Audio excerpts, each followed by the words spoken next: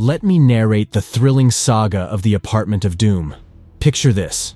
An ancient granny with legs like overcooked spaghetti, probably from skipping too many leg days, decides she's had it with her crummy apartment. So, what does she do? She whips out a rope like she's auditioning for the circus and attempts a great escape out the window. But oops, butterfingers. She loses her grip and takes a tumble, only to be saved by a miraculous rope snagging her ankle. Talk about a twist of fate. The rope decides she's not allowed to leave the party just yet, and yanks her back inside, slamming the window shut like it's the final curtain call. Fast forward to a few months later, and we meet our unsuspecting victim. Tenant Anna. A wide-eyed 25-year-old who stumbles upon the same cursed apartment. She's greeted by the building manager Mueller and a new old lady who's miraculously not the one who just defied gravity. Anna's clearly not one to learn from cautionary tales, as she eagerly sniffs around the place like a bargain hunter at a flea market.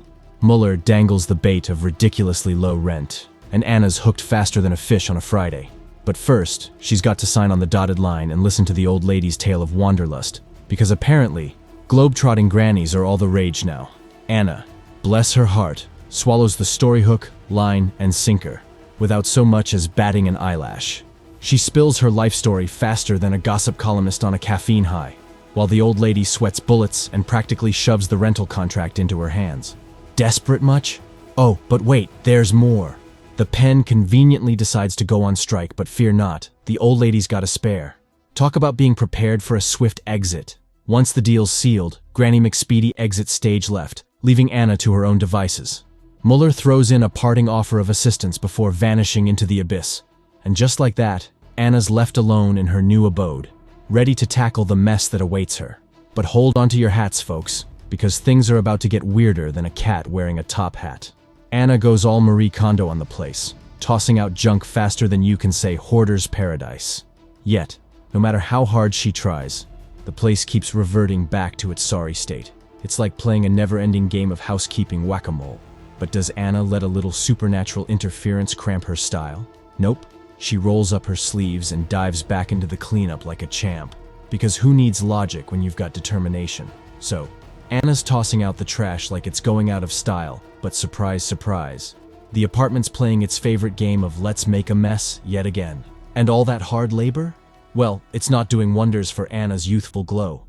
Nope, instead of radiant skin, she's sporting bags under her eyes big enough to carry her groceries in.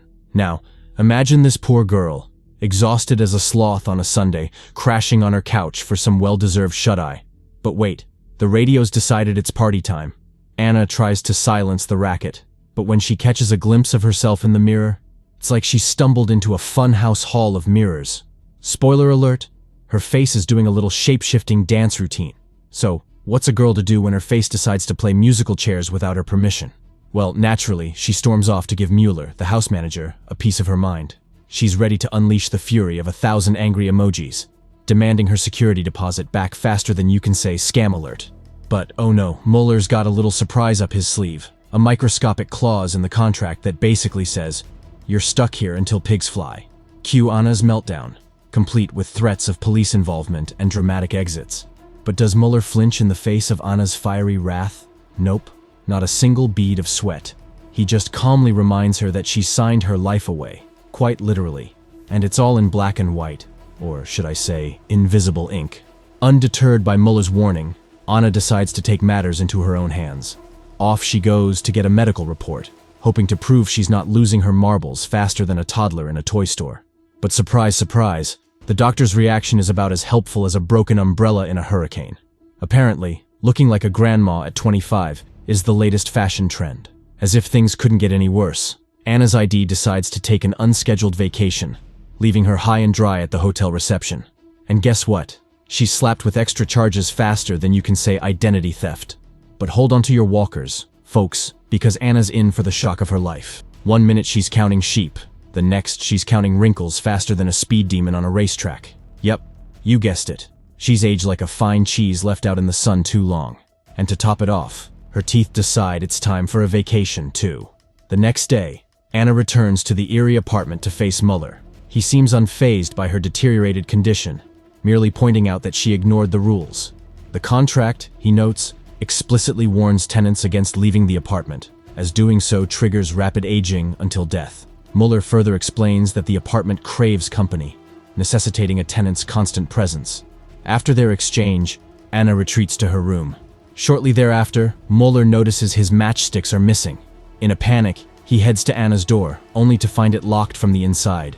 Inside, Anna is dousing the room with whiskey, intent on setting it ablaze to destroy it. Yet, when she strikes a match, the room refuses to ignite. Despite her persistence, the apartment retaliates, aggressively suffocating her. So, picture this. Anna's on the brink of becoming a human mummy when suddenly, in swoops Muller like a knight in shining armor, complete with a dramatic cloth-removing rescue. And wouldn't you know it, the darn thing's the same pesky piece of fabric that just won't quit haunting her shelf. But wait, there's more. Muller decides to play bartender and spills the tea, literally. Turns out this apartment has more history than a soap opera marathon. Schoolgirls turning into grannies faster than you can say bingo night, ministers dropping dead like flies, and a government cover-up that would make conspiracy theorists blush. And where does poor Muller fit into this mess? Well, he's the unlucky guy stuck babysitting this supernatural hot potato. So, what's a girl to do when she's trapped in the world's creepiest time warp? Well, according to Muller, her best shot at escaping this nightmare is to find a new tenant, to take her place. Ah, the joys of apartment hunting. But hold on to your hats, folks, because Anna's off on a wild goose chase to her ex's place, hoping for a helping hand. But surprise, surprise, he's too busy to even recognize her, let alone lend a hand. And just when you think things couldn't get any worse, in comes his new flame, ready to snatch him up like the last slice of pizza. Now you'd think Anna would seize the opportunity to pass on the cursed torch to this unsuspecting couple. But oh no, she's too busy playing the martyr. Talk about a missed opportunity for some supernatural matchmaking. Fast forward to bedtime, and guess who's back to serenade Anna with a late-night radio show? Yep, you guessed it. Her friendly neighborhood haunted apartment. This time, it's pulling out all the stops, treating her to a full-course meal fit for a ghostly queen. But does Anna appreciate the gesture? Nah. She tosses it out like yesterday's news, only to change her tune when tea's on the menu. Suddenly, Anna's besties with the haunted apartment, trading in her independence for a cozy cup of tea and some questionable snacks from the garbage bin. Who needs real friends when you've got a sentient building to keep you company? But just when you think things couldn't get any weirder, Anna's body starts morphing faster than a werewolf under a full moon. I'm talking walking canes, wrinkly skin, and a surprise wire reveal straight out of a sci-fi flick. So, what's a girl to do when she's falling apart faster than a discount Halloween costume? Well, naturally she rings up Muller for a final showdown. Let's just hope he's got some tricks up his sleeve to save the day, or at least a decent explanation for this supernatural mess. In the next scene, we see our star-crossed lovers, Daniel and his new girlfriend, all starry-eyed and oblivious to the impending doom lurking around every corner. They stroll in like they're about to hit the jackpot, lured in by the siren song of cheap rent and furniture that's seen better days. Oh, and let's not forget the bonus feature of 0 noisy neighbors. A real estate dream come true. Muller, the unsuspecting sidekick, gleefully hands over the contract, ready to seal the deal faster than you can say buyer's remorse. But hold on to your hats, folks, because Anna's lurking in the shadows, plotting her grand escape from this living nightmare. With the precision of a ninja, she unleashes her secret weapon, scalding hot tea straight to the hand. Talk about crashing the lease signing party with a bang. And just like that, Daniel and his better half are out the door faster than you can say awkward family reunion. Looks like Anna's not going down without a fight, or at least a scalding hot cup of tea. But alas, it seems our heroine's noble sacrifice has cost her dearly. With her last chance at freedom slipping through her fingers like sand in an hourglass, Anna finds herself facing the grim reality of her situation. Alone, defeated, and trapped in this cursed house for eternity. With a heavy heart and a resigned sigh, she bids farewell to the outside world, embracing her fate with the grace of a tragic heroine. As the winds of fate blow through the window one last time, Anna finds solace in the calm before the storm, ready to meet her destiny head-on. And so, the curtain falls on our tragic tale, as Anna takes her final bow, merging with the very fabric of the cursed couch that's been her nemesis all along.